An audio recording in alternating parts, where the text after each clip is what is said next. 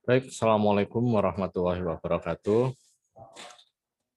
Pada kesempatan ini, eh, saya Haris Kurniawan, SEM Hum, dosen di Prodi Kewirausahaan, insya Allah akan memaparkan tentang hasil penelitian yang dilakukan dengan judul Strategi Pengembangan Desa Wisata untuk Meningkatkan Kunjungan Wisatawan. Ya.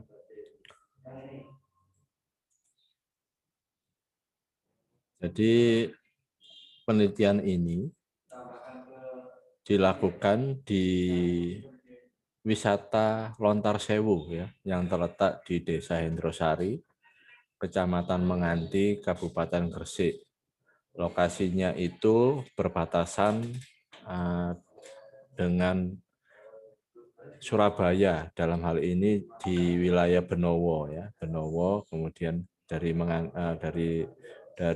Desa Hendrosari, Kecamatan Menganti, langsung berhimpitan dengan Benowo. Ya. Seperti diketahui ya, wisata Lontar Sewu ini dikembangkan pada kisaran 2-3 tahun yang lalu ya, antara 2 dan 3 tahun yang lalu ya. Itu dikembangkan karena melihat potensi desa yang mana banyak pohon lontar ya, pohon lontar ini pohon yang berbuah siwalan yang menghasilkan legen ya, yang berbuah legen ya, yang bisa untuk menghasilkan legen ya. Pohon ini semacam pohon kelapa yang tumbuh itu kalau besar itu membutuhkan waktu puluhan hingga ratusan tahun ya. Jadi memang ini pohon ini ya memang pohon jenis sebangsa pohon kelapa yang memerlukan waktu yang lama untuk tumbuh. Dan di Gresik itu yang terjaga itu di Desa Hendrosari, di Desa Hendrosari.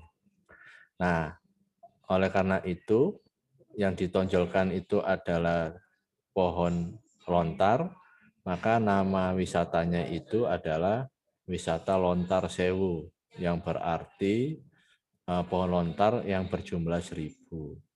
Ya.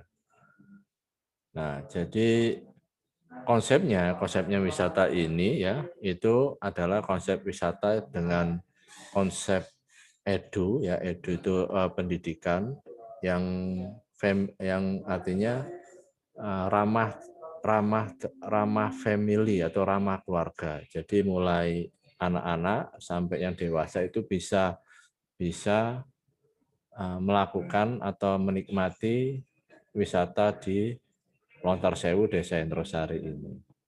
Konsepnya bagaimana? Konsepnya yang pertama itu adalah membuat objek wisata dengan objek yang instagramable. Jadi dengan keindahan alamnya ditambah dengan objek-objek yang bisa untuk spot-spot foto, maka ini adalah awal konsepnya untuk ditawarkan kepada wisatawan atau pada konsumen. Kemudian selanjutnya itu mereka berkembang dengan mengadakan atau menawarkan berbagai macam permainan, baik untuk mulai dari anak-anak sampai dewasa, ya, mulai dari permainan anak-anak berupa kuda-kudaan yang bisa berputar, hingga yang untuk dewasa itu rel sepeda yang ada di atas. Nah, yang menjadi permasalahan yang ada di sini ya, ataupun yang menjadi latar belakang atau kemudian menjadi research gap ya, research gap dari di sini, peneliti mengungkapkan beberapa penelitian. Yang pertama itu ada konsep experiential marketing, seperti yang diteliti oleh Jatmiko dan Andarini di Taman Rekreasi Sengkaleng, Malang. Kemudian penelitian yang dilakukan oleh Saur Jiwang di Kebun Binatang Taipei. Jadi di sini pemasaran eksperimental itu berfokus pada pengalaman konsumen. Bagaimana kesan-kesannya pengunjung ya yang menggunakan 5 elemen, yakni sense, feel, think, act, dan connecting atau yang berhubungan. Ya. Kemudian apakah pengelola wisata harus melakukan inovasi dan update terhadap pengembangan produk.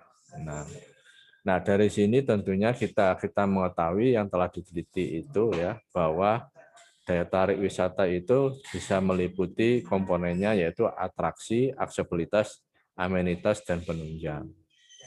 Nah, berdasarkan penelitian-penelitian yang telah dilakukan ini, ya, maka peneliti dalam hal ini mengambil strategi apa yang harus diambil oleh pengelola wisata agar jumlah wisatawan ini terus melonjak, ya, terus berkembang dengan baik. Nah, maka dengan pokok bahasan itu, ya, dalam hal ini peneliti menggunakan metode kualitatif, ya, dengan kualitatif untuk mengetahui, ya, kualitatif deskriptif untuk mengetahui metode-metode apa yang digunakan oleh pengelola usaha dalam mengembangkan wisata desa wisata Lontar Sewu.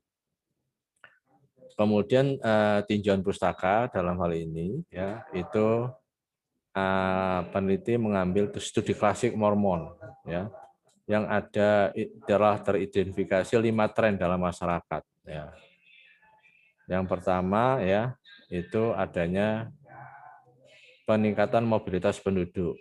Ya, seperti diketahui banyak yang penduduk itu mulai pindah ke daerah urban, ya, daerah yang pinggiran, ya, daerah yang pinggiran. Ya.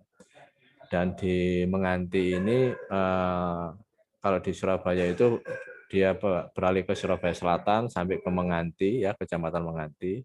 Dan ini tentu menjadi potensi bagi kita untuk perkembangan wisata.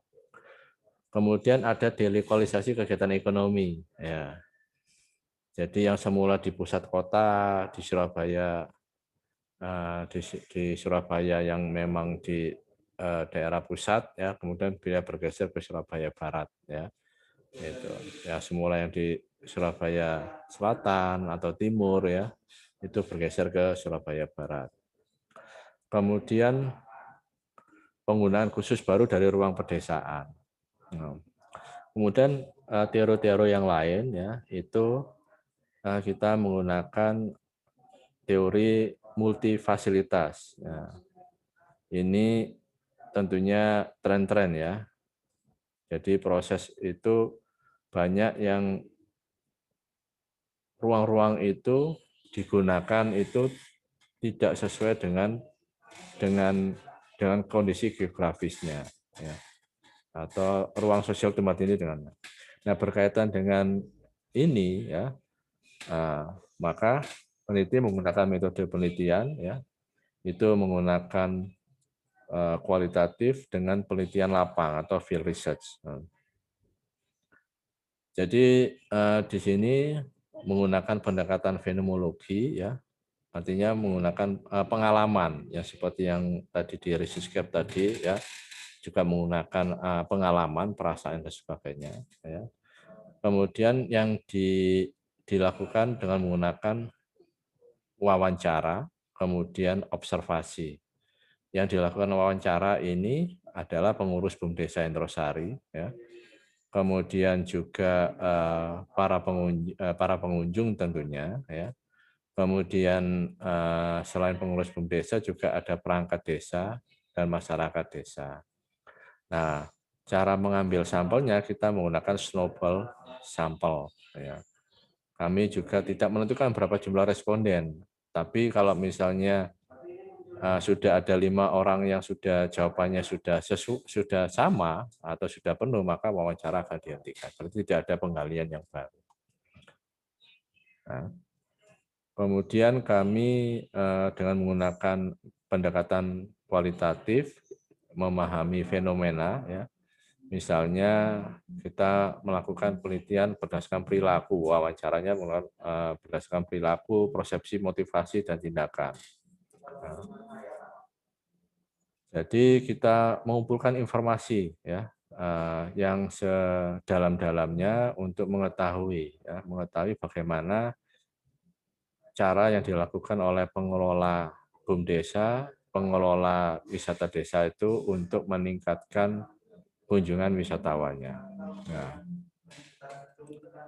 kemudian observasinya dilakukan juga melihat dokumen-dokumen yang dicatat oleh pengurus BUMDesa ataupun perangkat desa, baik itu dokumen jumlah wisatawan atau dokumen jumlah pendapatan. Nah, dari penelitian ini bisa diketahui ya bahwa sedikitnya ada 3.000 pengunjung di akhir pekan dan 300 pengunjung di hari biasa. Nah, ini memberikan nilai tambah bagi PAD atau pendapatan anggaran desa. Ya, ini pada awal beroperasi itu di bulan Februari ya, Februari Maret ya, itu di awal Februari Maret atau di bulan Februari. Ya. Itu namun di bulan April Mei tempat ini mengalami penurunan pendapatan karena ditutup disebabkan oleh pandemi COVID-19. Pada awal pembukaan di bulan Februari, pendapatannya itu ya mencapai 56.658.000. Kemudian meningkat di bulan Maret itu di 96.330.000. Namun di masa pandemi ya hingga saat ini ya itu mengalami penurunan ya. Sehingga pengelola wisatawan itu melakukan pemasaran by online karena by offline tidak memungkinkan karena situasi pandemi COVID-19. Nah, dengan by online itu dan pengembangan secara internal itu dapat diketahui ada 4 cara yang dapat dilakukan. Yang pertama adalah mengembangkan spot foto yang Instagramable ya, dengan memperbanyak foto dan pengunjung yang dipublikasi ke Instagram, Facebook, dan YouTube. Mengapa dengan memperbanyak spot ini otomatis para pengunjung itu mengupload di media sosialnya, Instagram, Facebook, YouTube, dan sebagainya. Nah, dengan demikian banyak informasi yang didapat oleh masyarakat yang lain sehingga